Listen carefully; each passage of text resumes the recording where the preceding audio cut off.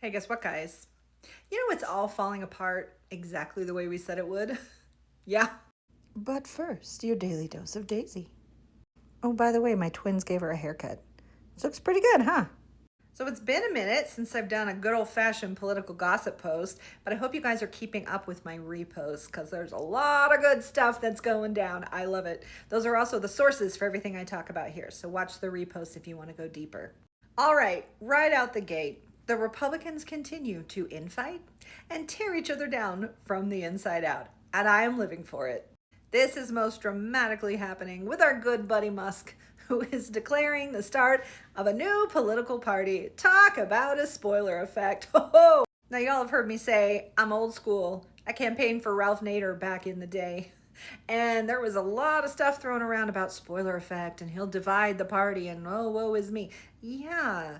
Well, what do we think Elon's going to do? He was already a very polarizing figure in the Republican Party, and now he's coming out swinging and is going to split them right down the middle. It remains to be seen which, if any, lawmakers or potential candidates would actually join this party, but it does make things very interesting to watch as we're going to come into primary season. Especially if the big draw to join his party is his money. This is going to get good and messy, and you know I love a messy bitch. Oh, and that's not all he's doing. He is still out on Twitter, shots fired, talking about the Epstein files. Now, remember how I've been saying that everything Trump does wakes somebody up. Everything these clowns in the White House do wakes somebody up. And that is certainly happening with this next stage of the Epstein files. This is so good. So y'all remember a couple of months ago when they made this big fanfare, they trotted out the binders. Do you remember? They held up the binders. They said, we have the files. We have the list. We're going to publish it. And Pam Bondi on the record, on camera, said, it's on my desk right now. But now she's massively backtracking and saying the list doesn't exist. And even KK Caroline is saying that was a lie. They're digging themselves even deeper, which is awesome because it's waking people up. This is a very divisive issue among Republicans and among MAGA, and I love to see it. What I don't love to see are the naysayers saying, well, you should have known, you should have known. Listen, they didn't. They were lied to, they were indoctrinated, they didn't know. And now they're waking up, and now they're knowing, and this is a good thing because this is allowing them time to wake up and process and adjust to this new information. And that's healthy. People need to wake up slowly. When you are woken up suddenly, that cognitive dissonance is very dangerous to your brain. So let's let them wake up slowly. Let's not pile shit on. Let's gently help them wake up. Because right now they're thinking the pedophiles on the list are some other people. Wait until they find out that one of the pedophiles on the list is their president. That's going to be rough. Because see, right now what they're doing is they're just pulling the thread. They're just beginning to unravel the thread. It's a good thing. It's a beautiful thing. Let's let it happen. And speaking of people who are waking up, yeah, Joe Rogan. Yeah. Now I know a lot of people have a lot of feels about him. I have feels about him. I get it. He's done a lot of harm with his platform and his voice. But remember how I said with the cake topper prophecy and that ICE and the horrific actions, the things they're doing are what is waking up people the most. And in that regard, it's purposeful. Remember how I've said that? This seems to be Rogan's breaking point. And I've seen clips of him saying, we thought we were just going after criminals, but now you're doing this and this is not okay. You guys, this is what awakening looks like. Yeah. And I know we maybe don't love him, but can you imagine? Can you imagine? As much damage as he's done before, what kind of good could he do now? If he really is going to have a change of heart over this, you guys, he could be wildly influential in helping other people wake up. This is a good thing. Let's stay hopeful. Let's let it ride. Let's see where it goes. It's going to go somewhere good, I promise. All right, moving on. More news. Yes, there's more. But wait, there's more. All right, this is about the tariffs. So it has now been reported in Bloomberg, in Politico, that someone in the White House on condition of anonymity has said that all this tariff talk is fake. Yeah. I feel like Gia just said that coming on. I actually did just say that. I did a video. It got taken down. I was too sweary, so I'm back. So listen, they said that all this talk of tariffs is because he wants attention and he likes talking tough. And anytime the news isn't favorable of him, he will announce tariffs so he can feel big and strong. They actually don't have a plan. They don't.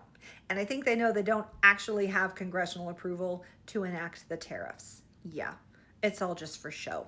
But that didn't stop him from writing a bunch of deranged letters to world leaders and then tweeting about it in a more deranged way. And these world leaders are like, what the hell? Yeah, they're not considering this official. They're not bowing to his greatness. No. And it's to the point where the Wall Street bros, you know, the ones who called him Taco? Yeah. Yeah, they're going out there as saying, we don't think that this is going to happen. We don't have any trust or faith that he's actually going to enact the tariffs. So they're good. Market's good. We're fine. And y'all remember the first day he did that whole liberation day of tariffs and everything tanked. And it was admittedly a very scary and dark day for people whose portfolios tanked. And that was rough. But as I said would happen, the markets have rebounded. They did. Of course, we don't know about every portfolio and every stock and all the things. Of course not. But everything he does is walked back or fought against or canceled. We need to have more faith, more hope, more patience in the process. Not in his process, but in what Spirit has told us. Calm down. Wait. Stay grounded. We're in the fight. It ain't over yet. Now, as to the one horrific thing they are doing that is escalating and not getting walked back, of course, that's ICE. Of course, it's immigration. It's horrific. There's no two ways about it. So number one, this is an area where we can use our voice and use our influence. Keep making phone calls, y'all. Keep writing letters. Keep talking about it. The pressure we put on them brings more attention and more backlash. And again, it helps wake people up so people can have a change of heart about what's happening. But there are some interesting developments in this way, okay? There's still silver lining. Number one, continual lawsuits and pushback from the city of Los Angeles and from the state of California, especially with Newsom suing Fox. You know, personally, I love that. I think I'm gonna let Newsom carry out the karma for them putting the 4 a.m. Club on blast. We'll let that happen. Okay, and one final very juicy piece of news with regards to this. So President Bukele of El Salvador has been questioned by the UN about the actions of the Venezuelan migrants, of those people taken to the Seacoast prison.